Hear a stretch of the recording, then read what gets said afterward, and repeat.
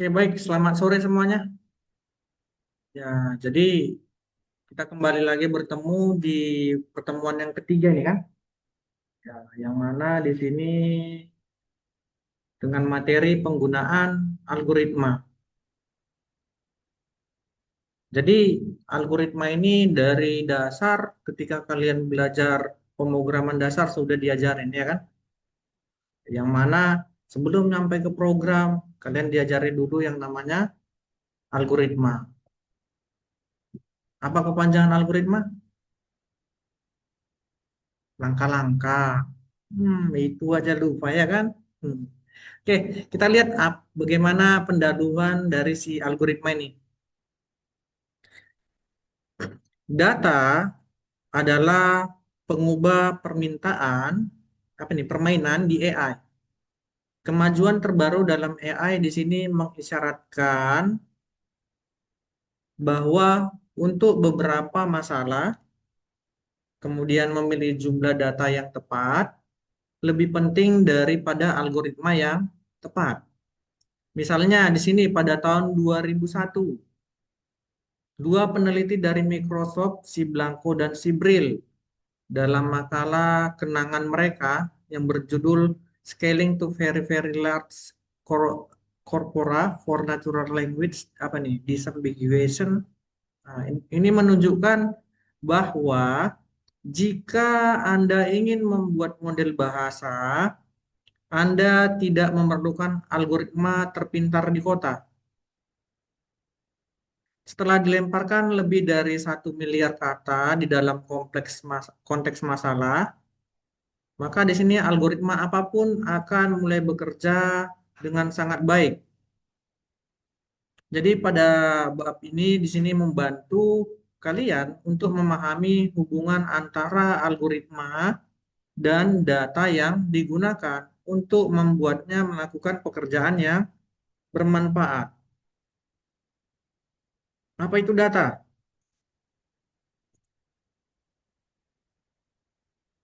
Data adalah sekumpulan dari informasi. Jadi kalau informasinya tidak dikumpulkan, itu bukan data namanya.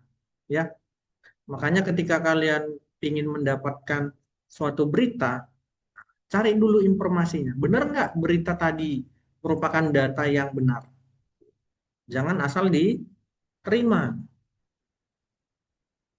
Namun di sini tidak peduli berapa banyak data yang kalian miliki, kalian tetap membutuhkan algoritma untuk membuatnya berguna. Selain itu, kalian di sini melakukan analisis data atau serangkaian langkah yang dapat ditentukan. Agar datanya di sini dapat berfungsi dengan benar dengan algoritma yang dipilih, maka di sini kalian tidak bisa mengambil jalan pintas.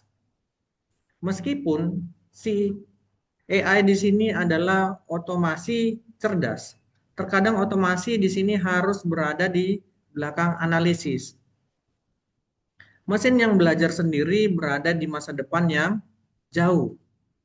Kalian tidak akan menemukan mesin yang mengetahui apa yang sesuai dan dapat sepenuhnya menghentikan campur tangan manusia saat ini. Paruh kedua bab ini di sini membantu kalian memahami peran sistem pakar, kemudian pembelajaran mesin, baru pembelajaran mendalam, dan aplikasi seperti AlphaGo dalam membawa kemungkinan masa depan sedikit lebih dekat dengan kenyataan. Kita lihat di sini memahami peran algoritma. Di sini orang-orang cenderung mengenali AI ketika alat menampilkan pendekatan baru dan berinteraksi dengan pengguna dengan cara mirip manusia. Contohnya di sini termasuk asisten digital seperti Siri, kemudian Alexa dan Cortana. Di sini apakah kalian pernah mencoba ini? Ini asisten AI ya. Nanti kalian boleh coba-coba. Si Siri ini itu apa, Alexa ini itu apa, si Cortana itu apa. Namun beberapa alat di sini umumnya seperti router, GPS, dan pelaksana khusus seperti yang digunakan untuk menghindari tabrakan otomotif. Di sini pilot otomatis pesawat terbang dan mengatur rencana produksi. Bahkan terlihat seperti AI karena di sini terlalu umum dan diambil alih. Begitu saja karena mereka bertindak di belakang layar. Ini jelas merupakan API seperti yang disebutkan dan dijelaskan oleh seorang Pamela M. McCordock ya. Dia berasal dari Amerika yang menulis sejarah penting dari AI pada tahun 1979. Kita aja belum lahir, dia sudah mulai meneliti. AI di sini menyatakan bahwa program komputer cerdas yang sukses segera kehilangan pengakuan oleh orang-orang yang mendiam aktor apa ini? Oleh orang-orang dan menjadi aktor pendiam. Sementara perhatian di sini bergeser ke masalah AI. Ini sudah nyata sekarang ya. Bahkan programmer sejati pun sudah mulai hilang gara-gara si AI. Orang menjadi tidak menyadari pentingnya algoritma klasik untuk AI. Ini ya, ini adalah efek dari si AI.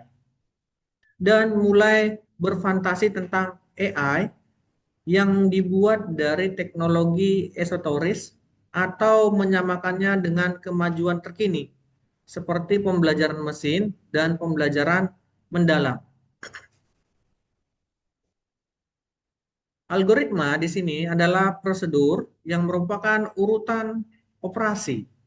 Itu ya, makanya tadi saya bilang langkah-langkah. Berarti langkah-langkah itu juga sebuah urutan.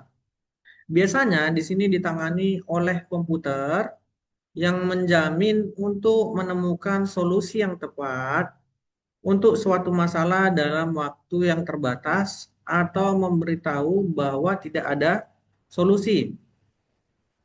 Meskipun di sini orang telah memecahkan algoritma secara manual dalam ribuan tahun, hal itu dapat menghabiskan banyak waktu dan membutuhkan banyak perhitungan numerik, tergantung pada kompleksitas masalah yang ingin diselesaikan. Jadi, ketika nanti kalian belajar pembelajaran mesin, apakah sudah belajar? Sudah. Nah, ketika nanti belajar pembelajaran mesin, nanti banyak algoritma yang kalian pelajari. Tuh. Ada sekitar 8 atau 9 algoritma nanti tuh. Ya, termasuk K-means, KNN, kemudian klasik, ya banyak.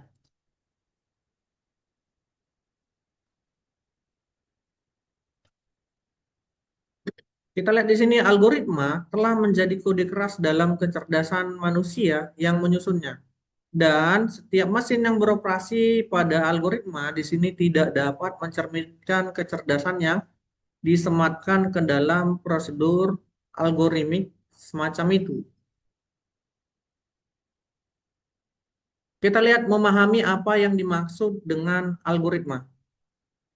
Algoritma di sini selalu menampilkan serangkaian langkah, tetapi tidak harus melakukan semua langkah ini di dalam menyelesaikan sebuah masalah. Ruang lingkup algoritma sangat besar. Kemudian kita lihat operasi mungkin di sini melibatkan dalam penyimpanan data, kemudian menjelajahinya, dan memesan atau mengaturnya ke dalam struktur data. Apakah kalian sudah belajar struktur data? Udah. Nah, jadi nanti itu pengaruh ya. Namanya AI ini dikumpulkan dari sekumpulan data. Makanya ada pelajaran struktur data. Kalian di sini dapat menemukan algoritma yang memecahkan masalah misalnya di bidang sains, kedokteran, keuangan, dan produksi, dan pasokan industri, serta komunikasi ya.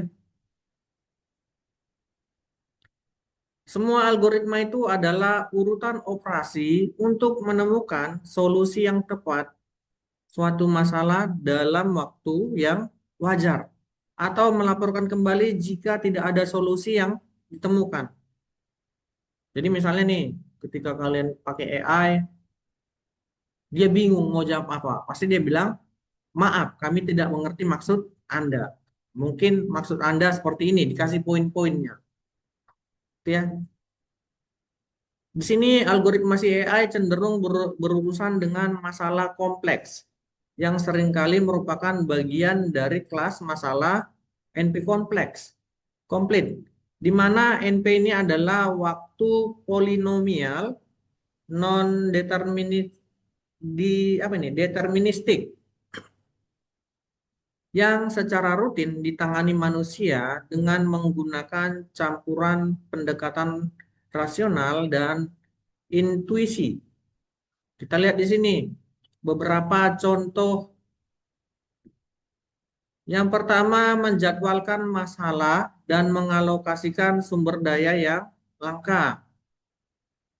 Kemudian mencari rute dalam ruang fisik atau figuratif yang kompleks. Nah, nanti di dalam metode-metode di dalam pembelajaran mesin itu rata-rata pakai rute ya. Ada yang misalnya KNN, nah, dia rute terpendek, tetangga terdekat. Beda lagi K-means dalam mencari rutenya. Kemudian kita lihat yang ketiga,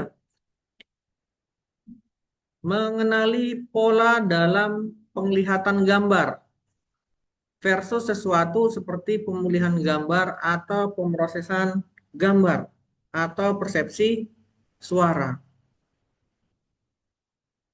Yang keempat, bahasa pengolahan, baik itu pemahaman teks maupun terjemahan bahasa. Yang terakhir di sini memainkan dan memenangkan permainan yang kompetitif.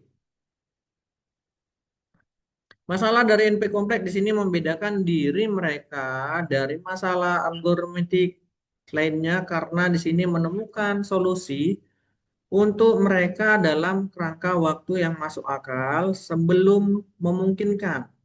Nah, di sini MP komplit bukanlah jenis masalah yang Anda selesaikan dengan mencoba semua kemungkinan kombinasi atau kemungkinan. Bahkan jika kalian di sini memiliki komputer yang lebih kuat daripada yang ada saat ini, pencarian solusi akan bertahan hampir selamanya dengan cara yang sama. Di AI, masalah ini disebut AI komplit.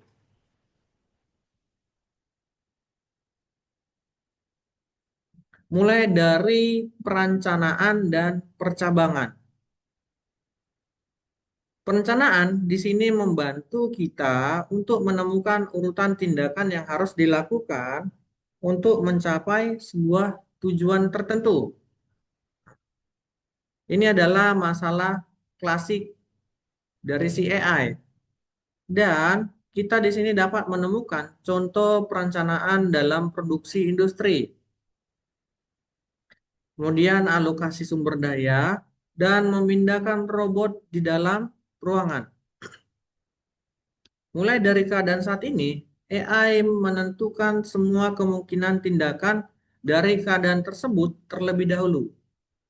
Kita lihat secara teknisnya di sini itu memperluas keadaan saat ini menjadi sejumlah keadaan di masa depan. Kemudian itu juga memperluas semua keadaan masa depan menjadi keadaan masa depan mereka sendiri dan begitu juga seterusnya. Jadi AI di sini telah menciptakan ruang status yang terdiri dari apapun yang terjadi di masa mendatang. AI di sini dapat memanfaatkan ruang keadaan tidak hanya sebagai prediksi yang mungkin. Jadi sebenarnya ia di sini memprediksi segalanya meskipun beberapa keadaan di masa depan lebih mungkin daripada yang lain. Tetapi juga karena AI di sini menggunakan ruang keadaan tersebut untuk mengeksplorasi sebuah keputusan dalam mencapai sebuah tujuan. Kita lihat di sini. Ini adalah sebuah gambar seperti pohon yang mungkin terlihat seperti alternatif fisik atau akarnya mengarah ke atas. Itu ya.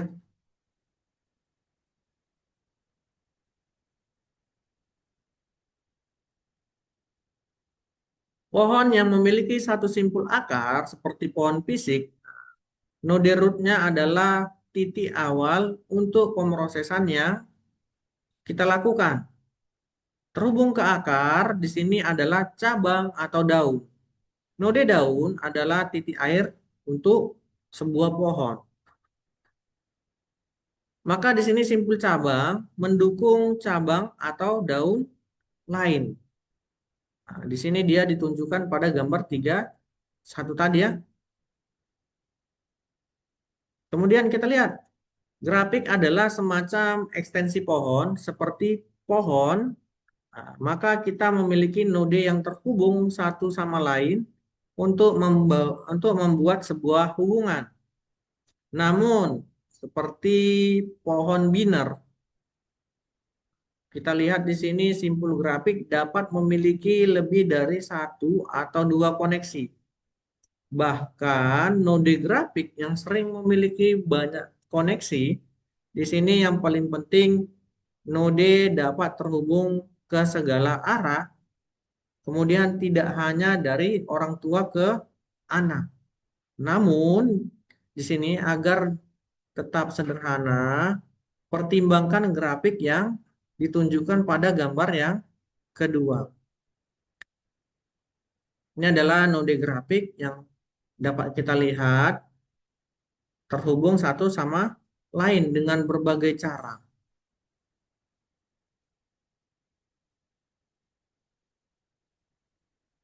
Kemudian kita lihat nanti seperti di sini contohnya bermain game. Ini game apa nih? Siapa yang pernah main ini? Ini kalau saya dulu pernah main Soso, ya kan? Nah, jadi game ini sangat menarik ya. Dia menang kalau dia sama 3 baris gini. Ini yang lainnya agak susah nih, ya kan? Kalau buat seperti ini. Ini kalau yang 3 gini masih gampang. Yang susah itu yang 16 kalau nggak salah. 16 tabel itu susah. Oh, di sini tic-tac-toe namanya.